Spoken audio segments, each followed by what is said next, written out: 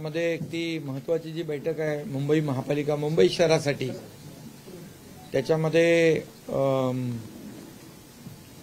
बीएमसीची सर्व टीम,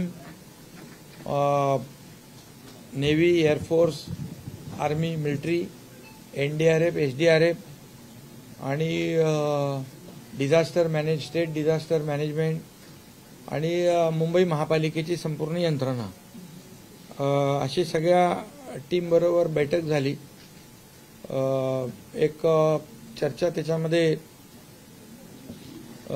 खरं तर पोलीस आयुक्त पण त्या बैठकीत होते, पोलिसांची टीम देखील आणि सर्वच संबंधित विभाग जे आहेत, रेल्वेचे विभाग आहेत, रेल्वे ज्या यंत्रणा आपल्याला या मुंबईतल्या पावसाळ्यापूर्वी जे काही अलर्ट आपल्याला जे काही काळजी घेतली पाहिजे आणि ज्या लोकांना संबंधित यंत्रणांना अलर्ट केलं पाहिजे यावर चर्चा या ठिकाणी झाली आणि एक झिरो कॅज्युअल्टी मिशन अशा प्रकारचं एक सर्वांनी ठरवलं ॲज अ टीम म्हणून आपण काम केलं पाहिजे आणि यामध्ये कुठल्याही परिस्थितीमध्ये IMDची पण टीम होती, कुठल्याही परिस्थितीमध्ये जीवितहानी आणि लोकांच्या मालमत्तेची हानी होऊ नये यासाठी संपूर्णपणे मग त्यामध्ये नाले सफाई झाली पाहिजे व्यवस्थित।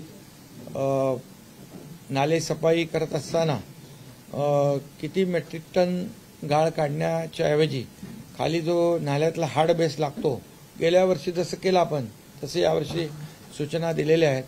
हार्ड बेस लागेपर्यंत गाळ काढणे, तो गाळ काठावर तसाच न ठेवता तो उचलून त्याची विल्हेवाट लावणे या बाबतीत देखील सूचना झालेली आहे। त्याचबरोबर जे स्पॉट आहेत जिथे वॉटर लॉगिंग होतं, पाणी तुंबतं, हे स्पॉट तर आयडेंटिफाईड आहेत आणि त्यामुळे तिथे जे काही यंत्रणा आहे म्हणजे आपले हाय प्रेशरचे पंप त्या ठिकाणी 24/7 ठेवणे आणि दुसरं आपण होल्डिंग पॉन्ड केलेले आहेत, त्या होल्डिंग पॉन्डमध्ये आपण 12-13 ठिकाणी होल्डिंग पॉन्ड केलेले आहेत, तर त्या ठिकाणी त्या पाण्याचं स्टोरेज करणं म्हणजे जेणेकरून जे पावसाच्या पाण्यामुळे जे पाणी साचतं ते स्टोरेज करण्याची जी सिस्टीम आहे ती देखील त्या ठिकाणी अलर्ट करणे। त्याचबरोबर जे नाले आहेत ते नाल्याचे जी तोंडं आहेत ती रुंद करणे, या संपूर्ण म्हणजे मिठी नदीपासून ते बाकी जे मोठे नाले आहेत या संदर्भामध्ये। त्याचबरोबर जे आपले फ्लड गेट्स आहेत, आपले किती ठिकाणी आहेत ते फ्लड गेटचं, ते आपण जवळपास आपले STP जे आहेत सर आपण तयार केलेले ते 27 ठिकाणी आहेत। तर ती सर्व फ्लड गेट जी सिस्टीम आहे ती अतिशय ॲक्टिवेट आहे, ती देखील BMCने तपासलेली आहे। मॅनहोल बाबत देखील चर्चा यावर झाली, तो एक महत्त्वाचा मुद्दा मॅनहोलचा, त्याच्यावर पूर्ण BMC लक्ष ठेवू नये। 1 लाख मॅनहोल आपण बसवलेले आहेत, त्याला सिक्युरिटी म्हणजे ती जाळी आता पहिल्यासारखं चोरी होणार नाही असं त्याचं ते लॉक सिस्टीम केली आहे आणि त्याचं इन्स्पेक्शन देखील करतायत ते। त्याच्याबरोबर फुटपाथवरच्या जाळ्या ज्या आहेत ती ढाकणं आहे, त्याच्या बाबतीमध्ये फुटपाथच्या ढाकणं चोरी होऊन तिथे अपघात होऊ नये या बाबतीत देखील चर्चा झाली। त्याचबरोबर खड्डे रस्त्यावरचे, ते खड्डे जे आहेत ते मास्टिकने खड्डे पूर्णपणे खड्डेमुक्त रस्ते आणि जिथं काम सुरू आहे त्या कामाच्यामुळे तिथे पाणी साचू नये त्याची देखील काळजी, ती लेवल वगैरे ते करण्याच्या सूचना दिलेल्या आहेत, जेणेकरून रस्त्यावर खड्डा नाही आणि जे रस्त्याची कामं सुरू आहेत तिथे देखील लोकांना त्रास होऊ नये याची काळजी घेतली जाईल। त्याचबरोबर होर्डिंगच्या संदर्भात देखील चर्चा झाली। Illegal hoardings, without permission hoarding आणि नॉर्म्सपेक्षा जास्तीची होर्डिंग लावली किंवा साईज मोठी आहे त्या बाबतीत देखील कारवाई करण्याच्या सूचना ऑलरेडी दिल्या होत्या, त्याची आजही चर्चा या ठिकाणी झाली। आणि ते अनधिकृत होर्डिंग कापणे आणि त्याच्यावर FIR लॉन्च करणे या देखील सूचना झाल्यात. कारण त्याच्यात जी काही जीवितहानी होऊ नये आणि झालेली घटना जी आहे दुर्घटना त्याची पुनरावृत्ती होऊ नये यासाठी देखील सूचना दिलेल्या आहेत.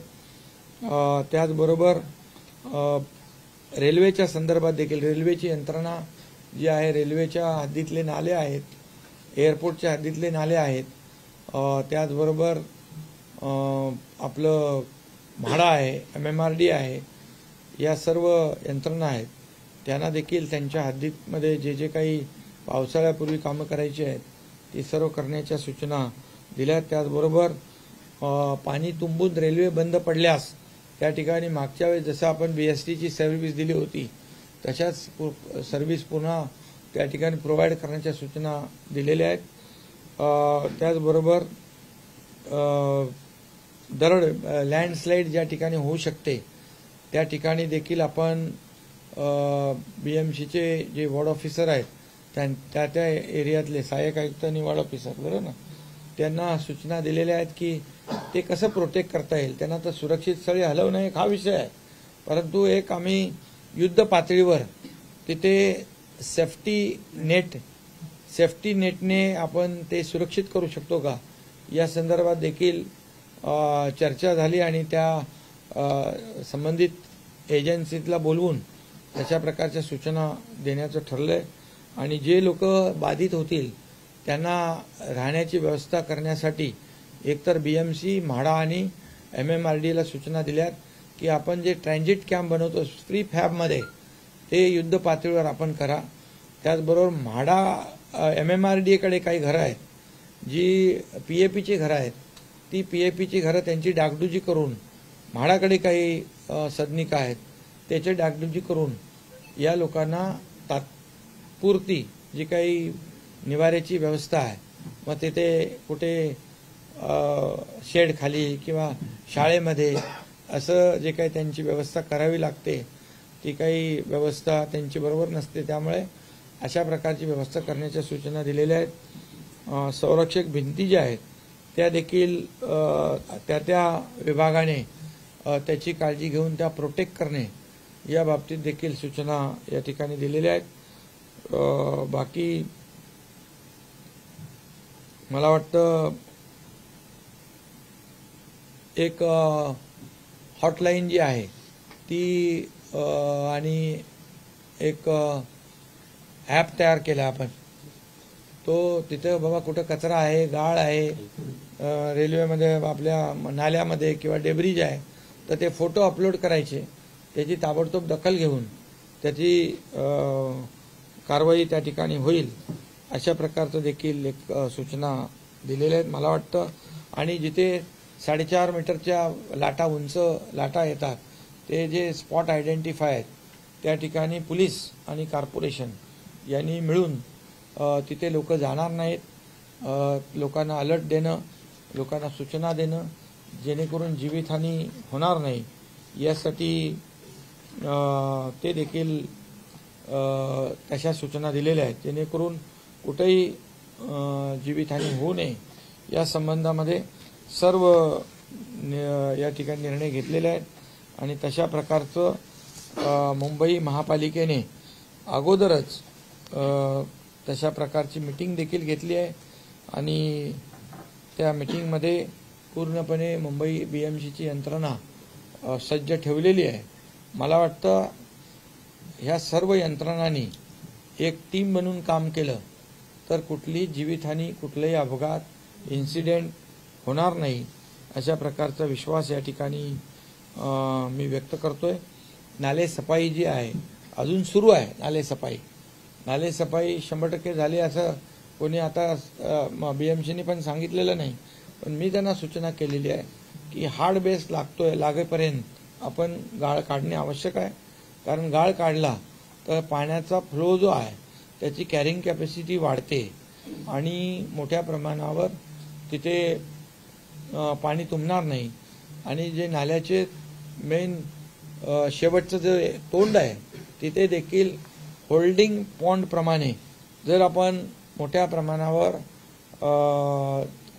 खोदलं साईज वाढवली म्हणजे खोली वाढवली तर तिथे येणारा गाळ कचरा तिथे साचून पाठीमागे पाणी भरणार नाही या संदर्भात देखील सूचना दिलेल्या आहेत आणि सर्व वॉर्ड ऑफिसर सहाय्यक आयुक्त यांनी आपापल्या विभागामध्ये पूर्णपणे 100% नालेसफाई होईल याची जबाबदारी त्यांनी घ्यायची आहे.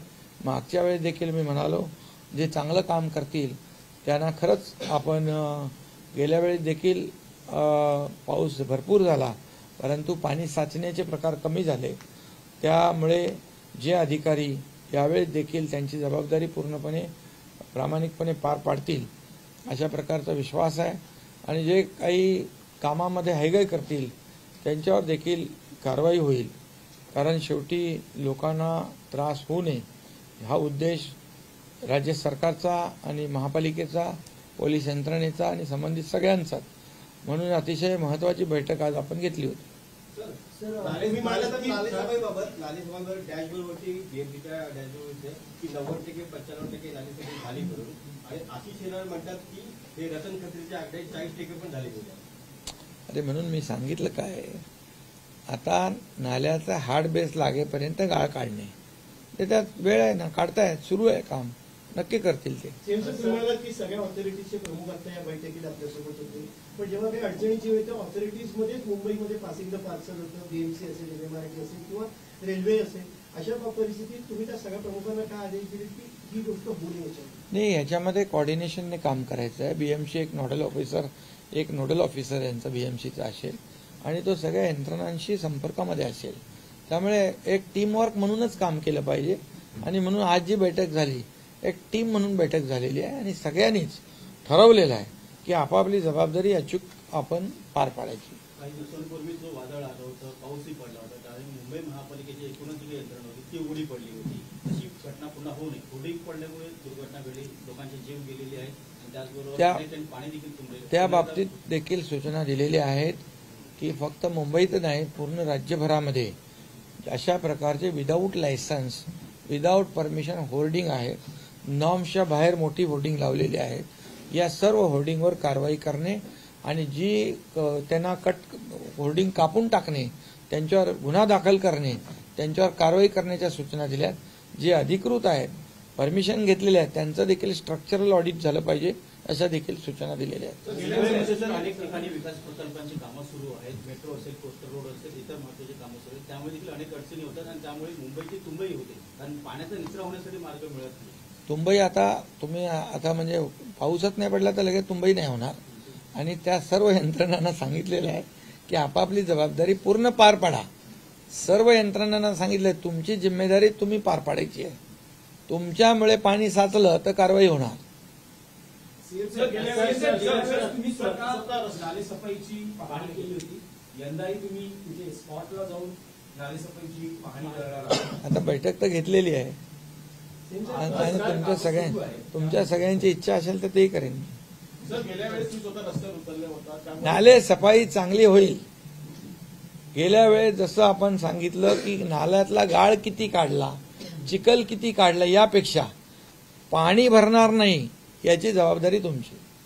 पाणी भरलं म्हणजे ते नालेसफाई व्यवस्थित झाली नाही त्यामुळे गेल्या वेळेप्रमाणेच यावेळेस नालेसफाई होईल आणि युद्ध पातळीवर ते काम सुरू आहे. सर गेल्या वेळी तुम्ही नालेसफाईची पाहणी केली होती त्यावेळी उद्धव ठाकरेंकडून टीका करण्यात आली होती मात्र आता पावसाळा आलेला आहे उद्धव ठाकरे लंडनवारी करतायत. मी तर जाऊन हे सोडून मी तर आता काल संभाजीनगरला होतो तिथे दुष्काळाच्या बाबतीत बैठक झाली. आज इथे मुंबई महापालिकेची मीटिंग आहे. 2 दिवसानंतर एक स्टेट डिझास्टरची मीटिंग होईल. शेवटी आता कसं आहे आता आपल्याला इथे जे काही काळजी घेणं आहे प्री मान्सून वर्क ते तर घ्यायला पाहिजे ना. मी तर लंडनला जाऊ शकत नाही ना. मला तर तुम्ही मुख्यमंत्री केलेलं आहे त्यामुळे इथं मला काम करायलाच लागेल. सर गेल्या वर्षी गेली होती यावर्षी कसं चित्र दिसणार. बिलकुल दिसणार तसंच दिसणार कारण सगळं जे काही तिथे पंप पाहिजेत ते अलर्ट ते सगळे ती व्यवस्था बीएमसीने चेक केली आहे. होल्डिंग पॉन्ड आहेत तिथली परिस्थिती केलेली आहे.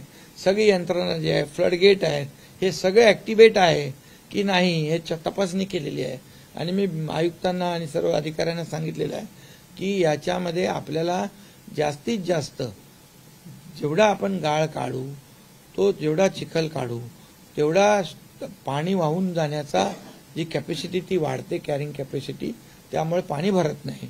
आणि होल्डिंग पॉईंटमुळे जे पाणी समुद्रात जेवढं आता जेव्हा भरती असते समुद्रही पाणी घेत नाही, मग त्यावेळेस काय ते होल्डिंग पॉईंटमध्ये पाणी घेतो आपण, मग त्यामुळे पाणी तुंबत नाही. त्यामुळे हे सगळे प्रयोग आपण केलेले आहेत.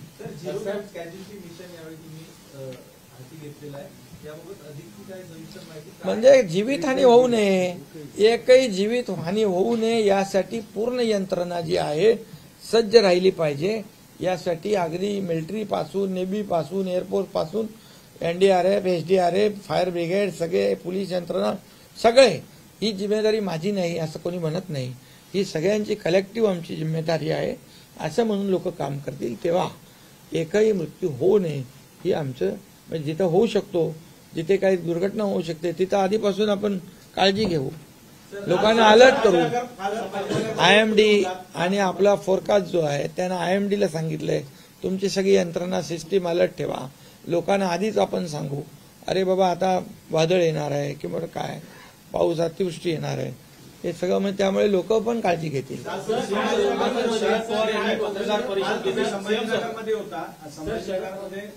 उघडपणे गर्भ निदान पाहिलं जाते आणि गर्भपात केले जाते. एक नाबालिग मुलगी ज्याचं ते निदान करतं आणि त्याला 5 लाख रुपये दरमहा दिलं जातं.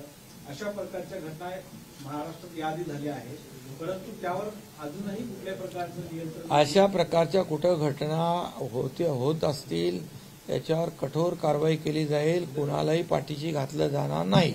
शरद पवार पत्रकार परिषद घेतलेली आहे आणि राज्यातील सर्व जलसाठ्यांचं जे आहे आकडेवारी त्यांनी जाहीर केली आहे. अनेक ठिकाणी भीषण पाणी टंचाई निर्माण झालेली आहे. राज्य सरकार काय नियोजन? मी काल गेलो होतो संभाजीनगरला, मराठवाड्यामध्ये तिथे सगळी माहिती मी घेतली. 1837 टँकर सुरू आहेत, 1249 गावं, 12 वाड्या या ठिकाणी हे टँकर सुरू आहेत.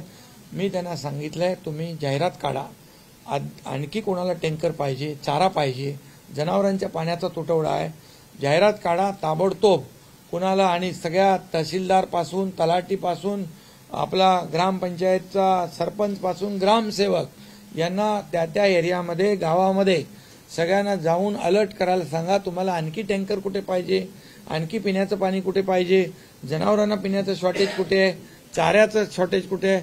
आणि सुदैवाने तुम्हाला मी सांगतो यावर्षी आम्ही DPDCतून पैसे दिले होते चारा उगवण्यासाठी, वैरण उगवण्यासाठी. त्यामुळे प्रत्येक जिल्ह्यामध्ये चारा उपलब्ध आहे, कुठेही प्रॉब्लेम नाही. जिथे चाऱ्याची आवश्यकता, छावणीची आवश्यकता पडेल तिथे तात्काळ छावणी सुरू करण्याच्या सूचना दिलेल्या आहेत. त्याचबरोबर ज्या काही पाणी पुरवठा योजना आहेत त्या लाईट बिलमुळे बंद पडलेल्या आहेत, ते सांगितलं मागचं लाईट बिल नंतर बघू, आता ताबडतोब कनेक्शन द्या. ती पाणी पुरवठा योजना पण सुरू करायच्या सूचना मी काल दिलेल्या आहेत. आणि त्यामुळे मला वाटतं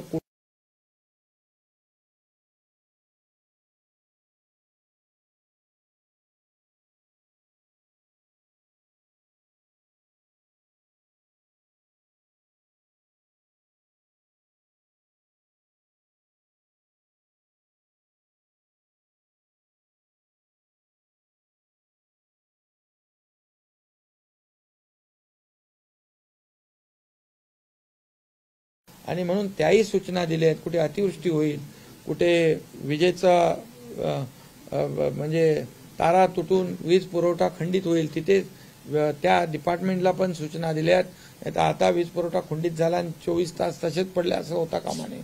त्या ठिकाणी देखील सूचना ज्या काल दिल्या मी, त्या दुष्काळग्रस्त भागासाठी पण पुढे अतिवृष्टी होऊन पाऊस पडेल तिथे देखील कुठेही अपघात होऊ नये यासाठी पण सूचना दिलेल्या आहेत. कुठेही काही कमी पडणार नाही. डिझास्टर मॅनेजमेंटला आणि जिल्हाधिकाऱ्यांना सूचना दिल्यात. कुठे तुमच्याकडे काही राहून गेलं तर जिम्मेदार तुम्हाला धरू, अशा प्रकारच्या देखील काल मीटिंगमध्ये सूचना मी दिलेल्या आहेत.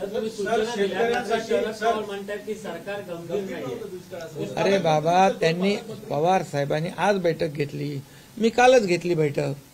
त्यामुळे पवार साहेबांनी जे काही सांगितलेलं आहे त्याची अंमलबजावणी मी कालच करायला सांगितली आणि महाराष्ट्रातल्या तमाम सगळ्या कलेक्टर आणि डिव्हिजनल कमिशनरना सांगितलंय अतिवृष्टी अवकाळी होईल तर तुरंत पंचनामे, तुरंत त्यांना नुकसान भरपाई. जिथे चारा टंचाई आहे, पाणी टंचाई आहे, जनावरांना टंचाई आहे, ताबडतोब तिथे ऍक्शन झाली पाहिजे. तिथे कुठल्याही प्रकारची हायगाय करता कामा नये. त्यांना पैशाची व्यवस्था आम्ही करून दिलेली आहे. कुठेही आणि खालच्या लेवलला कलेक्टरकडे टँकरसाठी येण्याची आवश्यकता नाही. प्रांत लेवलला आम्ही त्यांना अधिकार दिलेले आहेत. तिथे वाढीव टँकर पाहिजे, वाढीव चारा पाहिजे, तिथल्या तिथे करायचं. औषधाचा साठा कमी पडू नये त्याच्या सूचना दिलेल्या आहेत. शरद पवारांनी आरोप केला की बैठकीला पालकमंत्री उपस्थित नव्हते. कुठले पालकमंत्री? अरे बाबा, पालकमंत्री आता निवडणुकाचा उमेदवार होते, त्यांना कुठं बोलवणार आणि ते ऍडमिट आहेत हॉस्पिटलला. सर, मान्सून येत आहे आणि शेतकऱ्यांना पीक कर्ज उपलब्ध करण्यासाठी बँका जी आहे सिबिलची अट टाकली आहे. सिबिलची अट वारंवार रद्द करा अशी मागणी आहे. यावेळेस राज्य सरकार शेतकऱ्यांना पीक कर्ज देण्यासाठी सिबिलची अट रद्द करेल का? बिलकुल त्यावर काम गव्हर्नमेंटचं चाललेलं आहे. बँकांशी आमचे लोक बोलत आहेत. शेतकऱ्यांना नेहमी आम्ही मदत केलेली आहे. आतापर्यंतच्या इतिहासामध्ये आमच्या सरकारने शेतकऱ्यांना नुकसान भरपाईपोटी 15,000 कोटी रुपये वाटले. त्याचबरोबर 6,000 रुपये दर वर्षाला आम्ही देतो आणि 1 रुपयामध्ये पीक विमा देतो. इतर ज्या योजना मागेल त्याला शेततळं, ठिबक सिंचन सगळं देतो आणि ह्या सगळ्यामध्ये 35,000 कोटी रुपये शेतकऱ्यांना देणार हे पहिलं सरकार आहे. सर, आपण आयएमडीचा त्यामुळे वाऱ्यावर शेतकऱ्यांना आम्ही सोडलं नाही, सोडणार नाही. सिबिल रद्दबाबत काही अरे त्याच्यावर काम चालू आहे ना बाबा. सर, काल डोंबिवलीमध्ये जी दुर्घटना घडली त्याची काही विशेष चौकशी होणार काय? नाही? काल जी घटना घडली डोंबिवलीमध्ये दुर्घटना घडली त्याची काही मी स्वतः तिकडे गेलो. तिकडे तो रिॲक्टरचा स्पॉट होता आणि त्याच्यामध्ये मोठी दुर्घटना झालेली आहे. हायली हजार्डस केमिकल कंपन्या ज्या आहेत त्या म्हणजे रेड कॅटेगरीमधल्या हा जो कालचा स्फोट होता हा स्फोट हायड्रोजन पॅरॉक्साईडचा होता. त्यामुळे जे रिॲक्टरमध्ये टेम्परेचर मी काय त्यातला तज्ज्ञ नाही आहे, पण मी जी माहिती घेतली तर तिथलं जे काही तापमान वाढल्यामुळे तो हायड्रोजन बॉम्ब झाला आणि तो फुटला. त्यामुळे अशा प्रकारच्या घटनाची पुनरावृत्ती होऊ नये म्हणून आम्ही हायली हजार्डस केमिकल कंपन्या तिथून शहराच्या बाहेर, नागरी वसाहतीच्या बाहेर शिफ्ट करण्याच्या सूचना दिलेल्या आहेत. MIDCने जागा घेतली आहे, तिकडे त्यांनी शिफ्ट करावं किंवा चेंज ऑफ यूज त्यांनी त्यांचा उद्योग जो आहे इंजिनिअरिंग करावा, टेक्स्टाईल करावा, IT करावा. त्याला आम्ही जादा सवलती देऊ आणि तिथे कुठेही दुर्घटना होणार नाही अशा प्रकारचे उद्योग सुरू करण्यासाठी त्यांना आम्ही संधी देऊ. सर, आयएमडीचा उल्लेख तुमच्या माध्यमातून आता करण्यात आला. आम्ही सगळ्यांचाच अनुभव असा आहे पत्रकारांचा, आयएमडीचा अंदाज बहुतांश वेळा चुकतो. पुढचे 4 दिवस अतिवृष्टीचा इशारा दिलेला असतो आयएमडीनी, त्यानंतर पाऊसच येत नाही. जगात अशा अनेक यंत्रणा आहेत ज्यांचा अंदाज तंतोतंत खरा ठरतो. ज्यावेळी आपण डिझास्टरच्या बैठकी घेतो त्यावेळी यावर चर्चा होते की नाही, आणि हा प्रश्न आहे आणि सूचना म्हणून याच्यावर चर्चा झाली. IMD एकदम यावेळी अलर्ट आहे. सगळ्या त्यांची यंत्रणा एकदम सुधारवली, त्यांनी एकदम ऍक्टिव्हेट केलेली आहे. बरोबर ना? दोन डॉपलर रडार चालू आहे, त्यामुळे काही प्रॉब्लेम येणार नाही. IMDचा एकदम फोरकास्ट 100% सही राहील. अरे मुंबई महापालिका आता कुठं चाललंय? स्कोपच्या बाहेर तुम्ही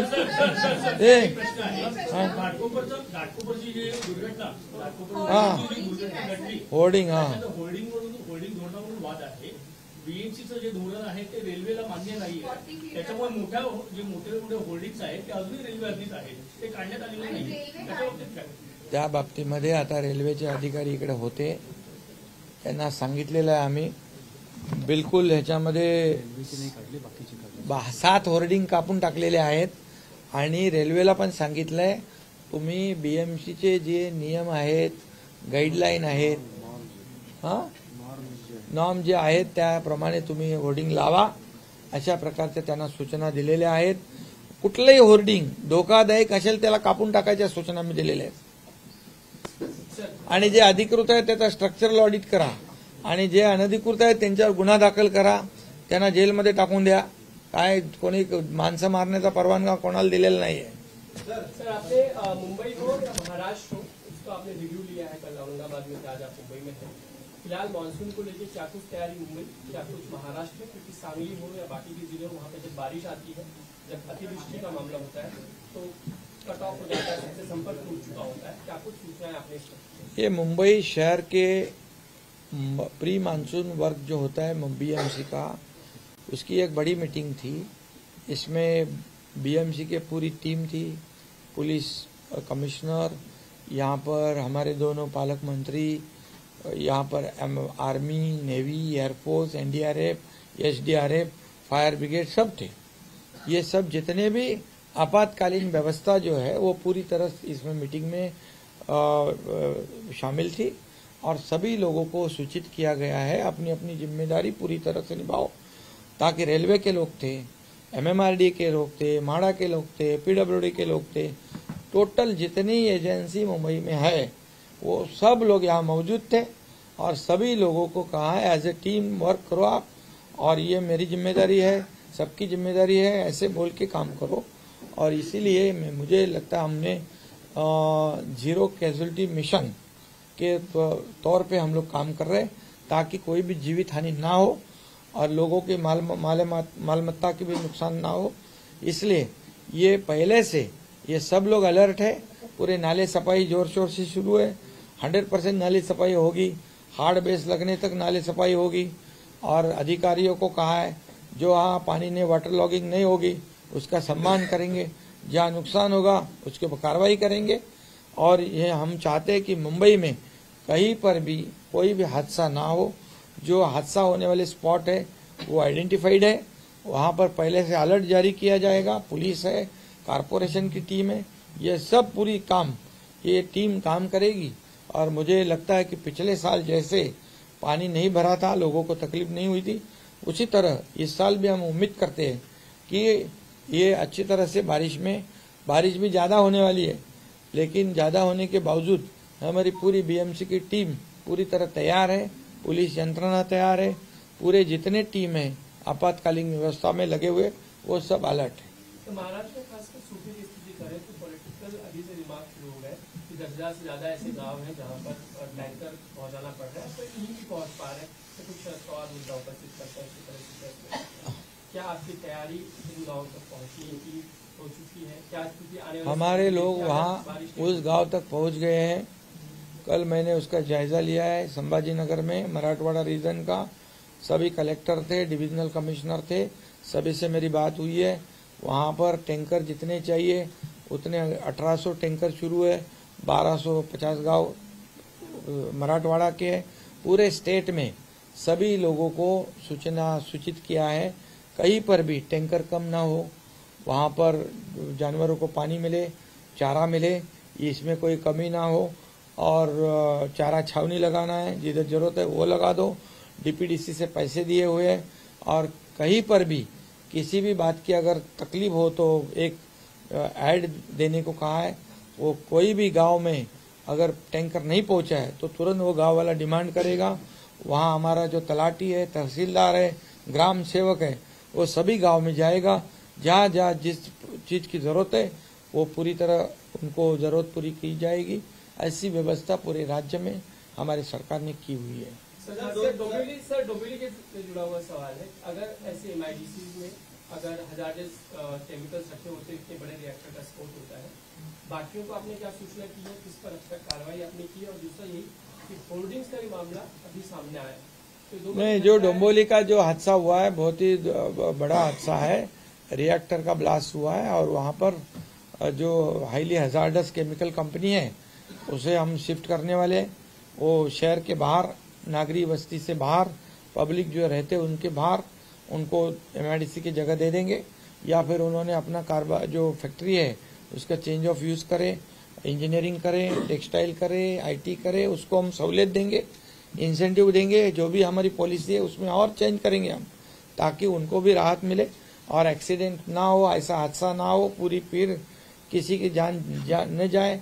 ऐसे निर्णय हमने लिया है. महाराष्ट्र सभी और हाँ, सब जगह सब पूरी हमारी जो जितनी टीम है, ये इंडस्ट्री डिपार्टमेंट है, इंडस्ट्रियल सेफ्टी डिपार्टमेंट है, एमपीसीबी है, एमआईडीसी है, ये सब लोगों को सूचित किया है, सब कलेक्टर को भी सूचित किया है। सर लैंडस्लाइड एरिया जो है सर, लैंडस्लाइड एरिया मुंबई हो या महाराष्ट्र हो, वहाँ पे हमेशा हमने घटनाएं देखी, इसके लिए क्या सूचना? लैंडस्लाइड जहाँ होता है वहाँ के लोगों को सुरक्षित जगह पर शिफ्ट करने की सूचना दी है। और एक हमने ये भी किया है कि उनके लिए जो हमारे पास पीएपी के घर है और जो मैंने कमिश्नर बीएमसी माड़ा और एमएमआरडी को कहा है कि जो प्रीफैब घर है, प्रीफैब घर जो बनाओ तुरंत फटाफट, और उनको जैसे स्कूल बिल में रखना नहीं पड़े, और जो पीएपी घर है जो उनको रिनोवेट करे और उनको वहाँ रखे, ये कहा है। और जहाँ जो लैंडस्लाइड होता है वहाँ एक ऐसी कोशिश हमारी है कि सेफ्टी नेट से उसको पूरा प्रोटेक्ट करें। वो हमारी योजना जो है वो 8-10 एजेंसी को बुलाएंगे और वो भी कोशिश करेंगे। सर विरोधी पक्ष ये अभी मुंबई में हमने ये किया है, मुंबई में इसकी शुरुआत होगी और भी जगह रेप्लिकेट करेंगे। कई गांव सर, ऐसे विरोधी होते हैं जो पक्ष पहाड़ी नेत्यांनी में आरोप बसे हैं, केलेला आहे। कई गांव है जो पहाड़ी में बसे हैं, घटना हमेशा सामने जो लैंडस्लाइड एरिया जो है, लैंडस्लाइड प्रोन एरिया जो है, उसके अंदर जो लोगों को बारिश से पहले शिफ्ट करने का है, पिछले टाइम हमने देखा है कई जगह हुआ है, तो उनको सुरक्षित जगह पर उनका पुनर्वासन हम करेंगे, पर्याय व्यवस्था करेंगे। सर विरोधी पक्ष नेत्यांनी आरोप केलेला आहे डोंबिवलीमध्ये ज्या कंपन्या होत्या त्यांचं सरकारची साठवणूक होता आणि काही हप्ते जातो। आता त्याला काय बोलू मी? अरे घटना काय झाली, माणसं मेली आणि चोराच्या मनात चांदणत, मला वाटतं त्यांचा तोच धंदा आहे का हप्ते घ्यायचा? अरे माणसाचा जीव गेलाय तिथे, त्यामध्ये त्यांना अशा प्रकारचं भाष्य करणं शोभत नाही, समजलं की नाही? सर 2 वर्षात मुंबईची रस्ते सिमेंट कॉन्क्रीटचे होतील असे 2 वर्षापूर्वी आपण म्हटलं होतं. शहरामध्ये अजून काम सुरू झालेलं आहे, सिटीमध्ये 25 ते 30% काम झालेलं आहे, काय म्हणायचं? पहिल्यांदा मुंबईच्या इतिहासामध्ये मी मुख्यमंत्री झाल्यानंतर पहिल्यांदा बीएमसी आयुक्तांना बोलवलं, या मुंबईतले 100% रस्ते कॉन्क्रीटचे झाले पाहिजे. आणि त्याच्यात आमच्याकडे तेव्हा गगराणी होते, माझ्याकडे सीएमओला, आणि आता आपण जवळपास 1224 किलोमीटर लांबीचे सिमेंट कॉन्क्रीटचे रस्ते करायला सुरुवात केलेली आहे. दुसरी गोष्ट, सेकंड फेज जो आहे टोटल उरलेला, तोही आपण टेंडर झालं, त्याचं टेंडर फायनल झालं आणि त्याचे रस्तेही कॉन्क्रीटचे रस्ते होतील. पुढच्या 2-2.5 वर्षामध्ये तुम्हाला एकही खड्डा दिसणार नाही, एकही डांबरी रस्ता दिसणार नाही. 100% सिमेंट कॉन्क्रीटचे रस्ते होतील. 25, 30, 40 वर्ष मुंबईकरांना खड्ड्याचा प्रवास करावा लागणार नाही. हे मुंबईच्या इतिहासात पहिल्यांदा आम्ही निर्णय घेतलेला आहे. इमारतीचा प्रश्न फार मोठा असतो, आमचं काय झालेलं आहे. आतापर्यंत डांबराचे रस्ते करत होते, रिपेरिंग करत होते, दरवर्षी त्याच्यावर खर्च करत होते. आतापर्यंतचा खर्च मी बघितला तर 10 ते 15 वर्षामध्ये 3,500 कोटी रुपये रिपेअरवर खर्च केलाय. काळ्याचं पांढऱ्याचं काळं, पांढऱ्याचं काळं, काळ्याचं पांढरं, काय हे रस्ते आधीच करायला पाहिजे होते, मग हे का केले नाही याचं जरा विचारा तुम्ही. हा, अरे कोणाला विचारायचं तुम्ही विचारा, तुम्हाला माहित आहे ना मुंबई